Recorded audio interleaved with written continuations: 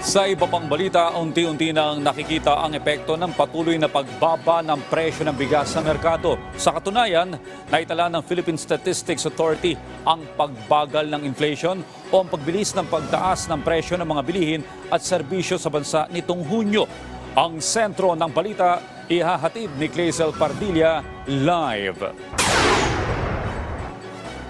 Yes, Audrey, bumagal ang inflation o ang bilis ng pagtaas ng presyo at produkto nakaraang buwan ng Hunyo.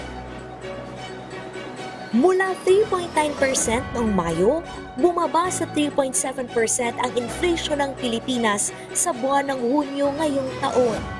Ang antas na yan, higit na mas mababa rin sa 5.4% na naitala sa kaparehong buwan noong 2023.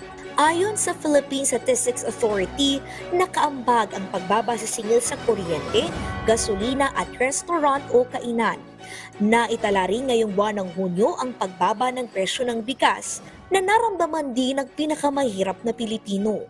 May malaki tayong reduction, almost close to 1 peso, mga 20 centavos per kilo doon sa well-milled rice. The reduction in the tariff, all things being the same, we would expect that there will be reduction in the price of rice. Dahil sa mga programa ni Pangulong Ferdinand R. Marcos Jr., positibo ang Department of Agriculture na babagal pa ang inflation, partikular na ang presyo ng pagkain gaya ng bigas.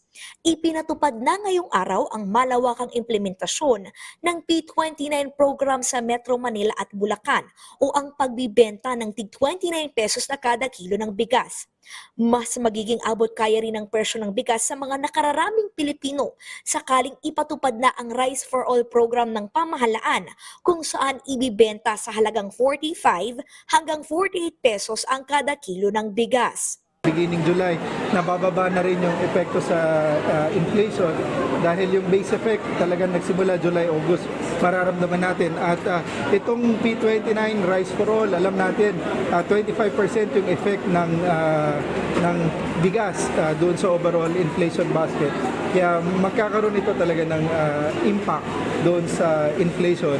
At pag nagtuloy-tuloy ito, Tiniyak ng National Economic and Development Authority na nananatiling desidito ang Administrasyong Marcos na makamit ang target na 3 hanggang 4% inflation. Patuloy na babantayan ng ahensya ang supply at presyo ng pagkain, kasunod ng naitalang pagmahal sa presyo ng ilang gulay na bunsod nila ng pagsisimula ng tag-ulan. Ang pagsirit naman sa presyo ng karneng manok ay dulot nila ng importation ban sa produktong manok mula Estados Unidos at Australia na posibleng nakaapekto sa supply. Habang ang patuloy na pagkalat naman ng African swine fever ang sinasabing nagtulak sa paggalaw ng presyo ng baboy. Sinasabing makatutulong ang pagpapatupad ng Comprehensive Tariff Program para sa taong 2024 hanggang 2028 upang mas maging abot kaya ang presyo ng mga bilihin sa harap ng pagsampa ng halaga ng mga pangunahing produkto sa pandaigdigang merkado. Ang programang ito ay ang pagbawas o pagpako sa ipinapataw na buwis sa inaangkat na produkto tulad ng bigas, baboy, manok at iba pang agricultural product.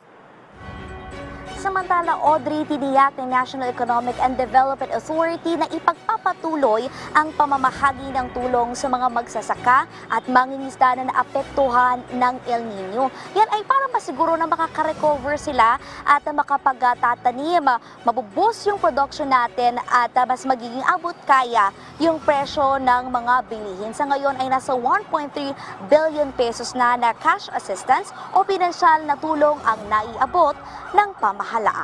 Audrey? Okay, Clazel, para mas malinawan yung publiko sa sinabi ng PSA patungkol sa pagbagal ng inflation, ito ba'y nabanggit ng PSA kung magtutuloy-tuloy na sa mga susunod na buwan at makikita at mararamdaman na sa presyo ng mga pangunahing bilihin?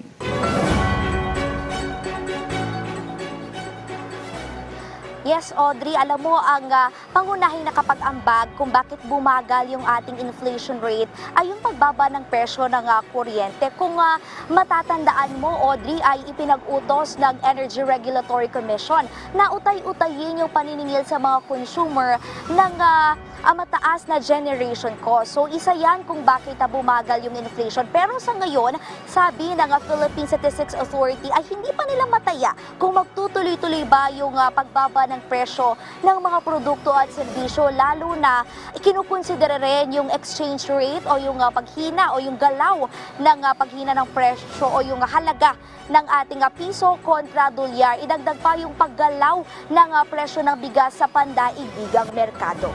Audrey? Maraming salamat, Clazel Pardilla.